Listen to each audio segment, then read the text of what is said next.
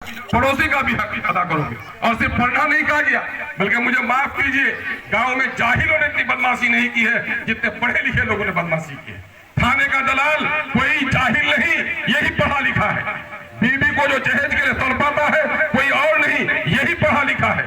बहन को जो तर्के से महरूम रखता है, गांव का कल्लू भत्तू नहीं, गांव का मौलाना, गांव का मास्टर, गांव का नेता, गांव का हाजी, गांव का सूफी, यही बड़े लोग हैं जो लोगों को बिगाड़ते हैं। तो फिर पढ़ने लिखने से क्या होता है? देखो, इस इलाके के एक शायर ने कहा था, इसे पढ़ने से नहीं होगा, इल्म इंसान को इंसान बना देता है, इल्म शहरों को वीरान बना देता है, इल्म पे न होकर खौफ खुदा गालिब, इल्म उस्ताद को भी शैतान बना देता है। ये जो देखोगे कि बेटियां पढ़ लेंगी तो बहुत अच्छी हो जाएंगी, जरूरी नहीं है। लफ्ज इकरा ही नहीं आया, बल्कि बड़ा माना खेज आए थे, इकरा बिस्म रब्बिकल लज़ी खलक़, पढ़ अपने रब के नाम से। यानी तुम्हारी तालीम भी जो होनी चाहिए रब्बानी हिदायतों के दायरे में होनी चाहिए, शैतानी में दायरे में नहीं होनी चाहिए। तुम्हारी तालीम लोगों के फलाह के लिए तालीम हो, लोगों के बर्बादी के लिए तालीम नहीं हो।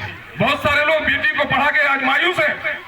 उसने बेटी को पढ़ाया था कि बेटी पढ़ेगी तो पर्दा करेगी, लेकिन आज बेपर्दगी का शिकार जो है वो सबसे ज्यादा पढ़ी लिखी बेटियां हैं। जिनकी जुल्फे आवारा है वो पढ़ी लिखी बेटियां हैं, दुपट्टा से महरूम पढ़ी लिखी बेटियां हैं, मोबाइल से दोस्तों से बात करने वाली पढ़ी लिखी बेटियां हैं। ये कौन बेटियां हैं? ये पढ़ी है, लेकिन खुदा का खौफ नहीं है। खुदा का खौफ अगर पैदा करना है, इस तरह के मकतबों से बेटियों का रिश्ता जोड़ना पड़ेगा, जहाँ तालीम भी हो, जहाँ खुदा का खौफ भी पैदा किया। यकीन जानो मेरी बेटियों, इस इलाके की बेटियों, आज इस इलाके में गुर्बत ऐसी है कि अगर यहाँ लोग तय कर ले कि हम दिल्ली नहीं जाएंगे, पंजाब नहीं जाएंगे, तो वक्त पर बेटियों की शादी नहीं हो पाए, बाप के कफन के पैसे नहीं निकल पाएंगे, माँ बीमार होकर तड़पे की दवा नहीं मिल पाएगी। ये कहाँ कोई दिल्ली में है, किसी का भाई, किसी का शौहर पंजाब में है, किसी का बेटा आज सऊदी अरब में है, किसी का कतर में है। अगर प्रदेश में न हो तो क्या हमारी गाड़ी आगे बढ़ेगी? ये जो घास और फूस के छप्पड़ के घर, आज जो ईंट की दीवारें बन रही है, किससे? यही अमर पैसा डगरवा की कोई जमीन की पैदावार से नहीं। ये हमारे नौजवानों, परदेसी नौजवानों का वो खून बहाता हुआ रिज़्क़ हलाल, जिसकी वजह से आज हमारे यहाँ तब्दीली आ रही है। देखो बेटियों, आज से 25-30 साल पहले बेटियों के जिम्मे काम था क्या? खाना बनाना। बेटियों के जिम्मे था काम बच्चों को पालना, घर का मिट्टी का घर उसको ठीक करना, ज्यादा से ज्यादा बकरी पाल लेना, पटवा सुखा लेना, धान उसल लेना, यही काम था ना। लेकिन अब काम बदल गया है। काम क्या बदल गया है? शौहर प्रदेश में है, बच्चा बीमार है, डॉक्टर के यहाँ तुमको जाना पड़ेगा। बच्चों को पढ़ा रहे हो, फीस अदा करने के लिए तुमको जानी पड़ेगी। रिश्तेदार के यहाँ शादी है, 3 व्हीलर वाले को फोन करके तुमको बुलाना पड़ेगा। कल तालीम उतनी तुम्हारी जरूरत नहीं थी, लेकिन आज बगैर तालीम के तुम जिंदा नहीं रह सकते। अभी कई जाहिल औरतों ने, अनपढ़ औरतों ने बड़ा बड़ा अजीब सा काम किया है। एक जगह का वाकया कहते हैं लोग बयानिया तौर पर, एक औरत अपने बच्चे से बेइंतहा प्यार करती थी। 12 साल के बाद उनका बच्चा हुआ, बच्चे को छोड़कर कहीं नहीं जाती थी, चांद के टुकड़े की तरह हमेशा अपने बच्चे को देखती थी। यकीनन है कि बच्चे से बहुत प्यार करती थी, शौहर प्रदेश में था, और जब बच्चा बीमार हो गया तो अपनी कान की बालियां बेची, बच्चे का उसने इलाज कराया। और इलाज कराने के दरमियान में क्या हुआ कि उसके बच्चे के बदन में जख्म निकल आया और डॉक्टर ने दवा लिख दी, 2 शीशियां दी उनको कि देखो ये बच्चे का बुखार कम कर देगा, उसका दर्द कम कर देगा, सुबह एक खुराक, शाम एक खुराक खिला देना, और ये दवा है गुस्ल करके बच्चे के जख्म पे लगा देना। बहुत प्यार करने वाली माँ, बच्चे से बहुत प्यार करने वाली माँ, लेकिन चूंकि वो बेचारी अनपढ़ थी, जान न सकी कि कौन सी दवा खिलानी है और कौन सी दवा लगानी है। जो दवा लगानी थी उसको खिला दिया, और जो दवा पिलानी थी उसको उसके जिस्म में लगा दिया। और जो जहरीली दवा, जो जिस्म में लगाने वाली दवा थी, उसने बच्चे को पिला दिया। नतीजा हुआ कि हमेशा के लिए उस बच्चे के जिस्म से जख्म का खात्मा हो गया, यानी बच्चे की रूह उसके जिस्म से निकल गई। बेटियों, ये वाकया है, ये कोई कहानी नहीं है, कई जगह है। कल मैं एक रात को बीमार देखने के लिए गया, और उसकी बीमारी सिर्फ इसलिए बढ़ गई थी कि सुबह उसको दवाई नहीं खिलाई गई। तो आज ये काम कैसे जानोगी कौन सी दवाई उसके बदन में लगानी है, कौन सी उसे खिलानी है? जब तक नहीं पढ़ोगी। खुदा की पहचान के लिए तो जरूरी है ही, एक इत्मीनान, बस जिंदगी के लिए भी तुम्हारी तालीम जरूरी है। और जब तक तुम तालीम हासिल नहीं कर सकते, तुम पाकी और नापाकी नहीं जान सकते, तुम महरम और गैर महरम नहीं जान सकते, तुम गीबत और तोहमत नहीं जान सकते, तुम अपने आगोश में अपने बच्चों को सही तालीम भी नहीं दे सकते। बेटियों और बहनों, गायबाना में भी मेरी बात सुन रहे हो। नबी मुकद्दम सल्लल्लाहु अलैहि वसल्लम पर जब पहली वही का नुज़ूल हुआ, कांपते हुए जब रसूलुल्लाह घर आए, किसी मर्द ने सहारा नहीं दिया था, बल्कि अम्मा खदीजा ने आपको सहारा दिया था। आप देखेंगे कि वली हो, पैगंबर हो, औरतों का उसकी कामयाब जिंदगी में बड़ा रोल रहा है। बेटियों, गांव के मकतब में तुमको तालीम हासिल करना लाजिम है कि तुम खुदा और रसूल को जानने के लायक तालीम हासिल कर लो। फिर आज के दिन में सरकारी स्कीम है, अंगूठे का निशान नहीं बनाओगे तो तुम्हारा आधार कार्ड नहीं बनेगा, तुम्हारे बच्चे को आंगनबाड़ी में खाना नहीं मिलेगा, तुम्हारे बच्चे को पोशाक नहीं मिलेगा, अगर तुम्हारा कार्ड नहीं बनेगा। अभी एक प्रोग्राम आया है, बहुत सारे लोगों को पता नहीं है, आयुष्मान भारत। आयुष्मान भारत में क्या है, 5 लाख रुपए तक का इलाज आपकी फ्री है। ये पहले उन्हीं लोगों को मिलता था जिनके नाम से प्रधानमंत्री का खत आया था, लेकिन अभी इस कानून में तब्दीली आई है। जिनके पास भी काला राशन का कार्ड है, जिनको भी कोटा में माल मिलता है, ऐसे तमाम तर लोगों का ये कार्ड बनेगा और उसके फैमिली का कोई भी बीमार होगा तो 5 लाख तक का इलाज उसका फ्री होगा। लेकिन चंदा करने के लिए तैयार है, लेकिन कार्ड बनाने के लिए कोई तैयार नहीं है। ये काम पढ़ोगे लिखोगे तभी जान सकोगे। एक और बात कहता हूँ बेटी, कि आज का जो लड़का है न जाने क्यों क्या हो गया है, जहेज का लालची हो गया है। मैं कहता हूं कि तुम्हारे बाप ने 10 भरी सोना तुमको दे दिया, लाल गाड़ी भी उसको दे दी, शौहर अगर आवारा हो गया, शराबी हो गया, तुम्हारी बालियों को बेचकर शराब पी लेगा वो। तुम अगर अपने आप को बचाना चाहते हो जहेज के इन लालची कुत्तों से, तो तुम्हारे जेवर से तुम्हारी हिफाजत नहीं होगी, तुम्हारे अंदर में कलम की ताकत होगी, तुमको थाना में बात करने की कुव्वत होगी, तुम्हें कोर्ट में बयान देने का अगर सलाहियत होगी, तो तुम्हारा शौहर भी तुमसे डरेगा, इंसाफ करेगा, जहेज के लिए तुम्हें तरफाने की हिम्मत करनी आती है। इसलिए तुमको तालीम हासिल करना जरूरी है।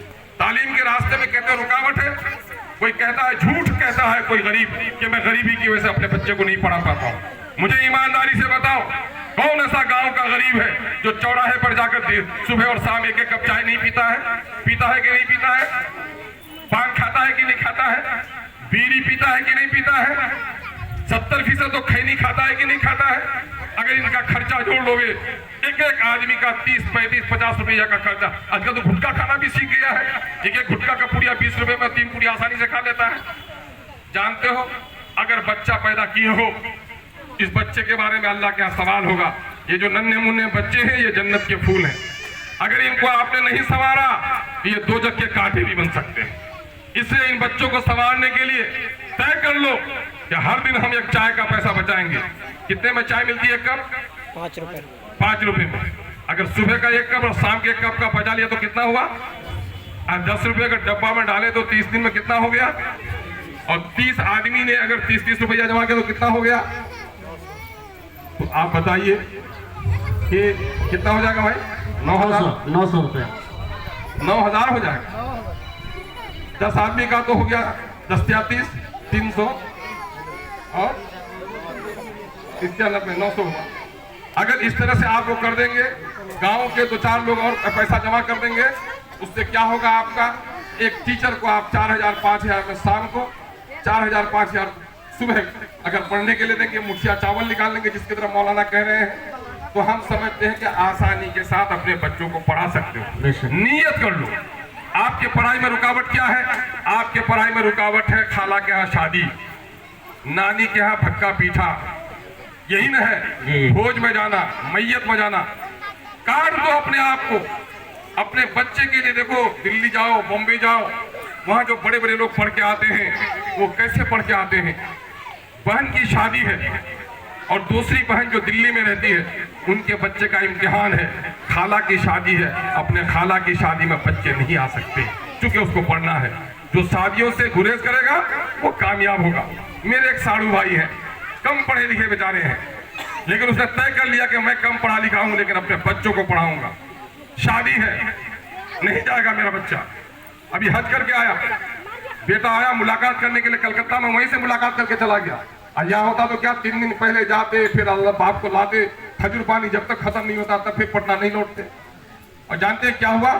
दो बेटियां उनकी MBBS बन रही है, कोई खर्चा नहीं सरकारी का। एक बेटा है IIT कर लिया, कोई खर्चा नहीं, वो आदमी करोड़पति है, लेकिन उसने अपने आप को बचाया, सारे बच्चे निकल गए, खाने में कुछ भी नहीं, कर्ज लेकर के यहाँ पर। और अभी जो पैसा आया है इसका यहाँ पर चलता है कि नहीं चलता है, वो ग्रुप लोन बंधन चलता है कि नहीं चलता है, घर घर में बंधन हो गया है।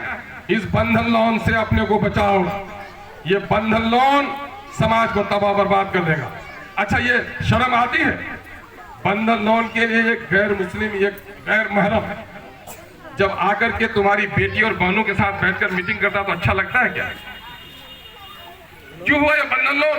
ये बंधन लोन हुआ, हमारे उलमा मुझे माफ करें, गांव के अमीर मुझे माफ करें, आदमी को प्यास जब लगती है, साफ पानी नहीं मिलेगा तो गंदा पानी पी लेगा, क्योंकि प्यास। बैतुल माल कायम कीजिए बस्तियों में, जो लोग साहबे हैसियत है कर्ज देने का मिजाज बनाइए, और बिला वजह सूदी कारोबार से अपने आप को बचाने की कोशिश कीजिए। वो सूदी कारोबार में अगर फंस गए, इस औरतों के दरमियान में ये बंधन लोन वागियाना तबीयत भी पैदा करती है। ये सिखाते हैं लोगों को कि अगर तुम्हारे पास पैसा नहीं होगा, बीमार हो जाओगे, शौहर नहीं देखेगा तो क्या करोगे? तुमको कहीं कपड़ा ही पसंद आया, साड़ी पसंद आई, जेवर पसंद आया, शौहर ने नहीं दिया तो तुम इससे खरीद सकते हो। ये औरतों के दरमियान में बगावत की फिजा पैदा कर रहे हैं। इसलिए इन चीजों से उठिए, और इस किस्म के मकतब को मैं समझता हूँ कि इस वक्त अब ईमान की हिफाजत, अब मदरसों को जिस तरह निशाना बनाया जा रहा है, मस्जिदों को जिस तरह निशाना बनाया जा रहा है, मस्जिद की बात आई तो एक बात मैं खबर कर दूं, सर्वे का काम शुरू हो गया है, आपके यहाँ भी होना है। सब लोग उठिए, अपने मस्जिदों को वक्फ कराइए, और उसका कागज CO के यहाँ देकर अलग से खाता उसका बनवाइए, वरना एक वक्त आने वाला है कि आप अपनी मस्जिद को भी बनाने के लिए आपको परमिशन लेना पड़ेगा, 9 डिबिया तेल जलेगा। इसलिए इस किस्म के मकतब को आबाद कीजिए, दीन की बुनियादी बातें बच्चों को बताइए, फजूल की मेहमानदारी से बच्चों को बताइए, थाना के मुकदमा से अपने आप को बचाइए, चौक की अड्डेबाजी से अपने आप को बचाइए। एक आदमी था जो बेचारा अनपढ़ था, अपने बच्चे को पढ़ाने के लिए बैठता था, तो हर दिन वो जब पढ़ाने बैठता तो वो भी आंगन में बैठ जाता या बरामदे में बैठ जाता, गौर से बच्चे को सुनता और टोकता, अरे ये तो कल ही तुम सबक पढ़ रहे थे, फिर आज वही याद कर रहे हो, सबक याद नहीं हुआ क्या? कॉपी लाओ तो जरा देखें। मास्टर को कह दिया था कि मास्टर साहब बच्चे को मेरा ठीक से देखिएगा, जहाँ गलती हो लाल लाल रोशनी लगा दीजिएगा। बच्चे की कॉपी देखता, बोला है इतनी लाल रोशनी, इतनी गलती तुम्हारी कर रहे हो। बच्चा बहुत मेहनत करने लगा, फर्स्ट डिवीजन से पास कर गया। और जब वहां से लेटर आया स्कूल से साइन करने के लिए क्या कहा गया, तो साइन करने नहीं जानता था। तो बेटे ने बाप से पूछा, अब्बा आप साइन करने नहीं जानते हैं और इतना हमको टोकते थे कैसे पढ़ने में? कहा कि बेटा मैं जाहिल था बेटा, मैं पढ़ना नहीं जानता था, और पढ़े लिखे लोग तो चौक पर थे, मैं दौड़ के तुमसे आ जाता था, खुदा से ही दुआ करता था, ऐ अल्लाह मैं अनपढ़ हूँ, मेरे बेटे को तालीम दे दे। तुम जब पढ़ते थे तो टकटकी बांध कर तुमको देखता था, उसका नतीजा है बेटा कि तुम फर्स्ट डिवीजन कर गए हो। ऐ गरीब भाइयों, आप अपने बच्चों को लेकर बैठिए, अपने सामने में रखिए और अल्लाह से दुआएं कीजिए, अल्लाह मैं गरीबी की वजह से अनपढ़ रह गया हूँ, मेरे बच्चे को तो अनपढ़ न रख, इनके पढ़ने का सबील पैदा कर दीजिए। इंशाअल्लाह हमारा समाज तब्दील होगा। मुझे बड़ी खुशी हुई है कि गाँव में इस किस्म का मकतब चला रहे हैं। सब लोग इस मकतब को आबाद कीजिए, करीब करीब के स्कूलों में भी भिजवाइए, और कोई बच्चा गाँव में अनपढ़ न रहे, इस बात का ख्याल रखिए। बहुत बहुत शुक्रिया। अस्सलाम वालेकुम, आदाब। दोस्तों मेरे चैनल को सब्सक्राइब कीजिए, वीडियो को लाइक कीजिए, वीडियो को ज़्यादा से ज़्यादा शेयर कीजिए। शुक्रिया, बहुत बहुत शुक्रिया, आपने अपना कीमती वक्त दिया।